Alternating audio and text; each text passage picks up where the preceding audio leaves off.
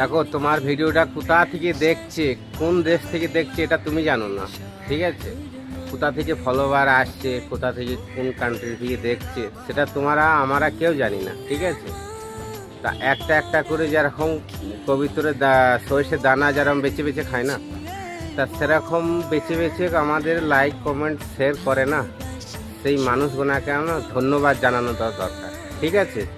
ধন্যবাদ জানানো দরকার, কেননা আমাদের ভিডিও দেখে যারা আসে না, আমাদের লাইক কমেন্ট করে শেয়ার করতে আসে না, তাদেরকে অসংখ্য ধন্যবাদ জানানো দরকার।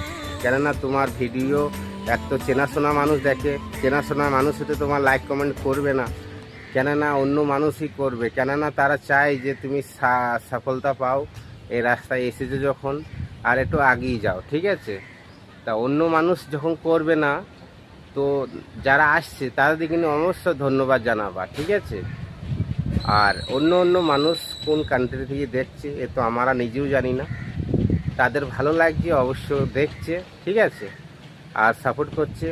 তা আমার ইউটিউব চ্যানেলও আছে, ঠিক আছে, পরিতোষ নামে, পরিতোষ ব্লগ, ঠিক আছে? তা তোমরা একটুখানি ওখানেও একটু সাবস্ক্রাইব করে দেবা আর দেখবা ফলো করে, ঠিক আছে? একটু ইউটিউব চ্যানেলটা গ্রো করে দেওয়া, ঠিক আছে?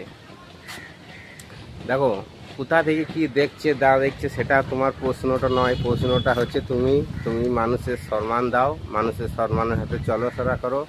আর অন্য ভিডিও যদি তোমার সামনে আসে অবশ্যই লাইক কমেন্ট করবা, দেখবা আস্তে আস্তে তোমার পেজটা হোক ইউটিউবে হোক তুমি অটোমেটিক গ্রো করে যাবা, ঠিক আছে? তা এটা সকল সময় করবা, কেননা দেখো নতুন পরিচয় নতুন জায়গায় কাজ করলে এইভাবেই করতে হবে। আমাদের নতুন জায়গায় কাজ করতে গেলে যেরকম বন্ধুতা হয় সেরকম এই প্ল্যাটফর্মটা সেরকম, ঠিক আছে? নতুন নতুন জায়গায় নতুন নতুন বন্ধু করবা, তবে গিয়ে তোমার পরিচয় হবে আর সব মানুষে ফলো করবে, ঠিক আছে?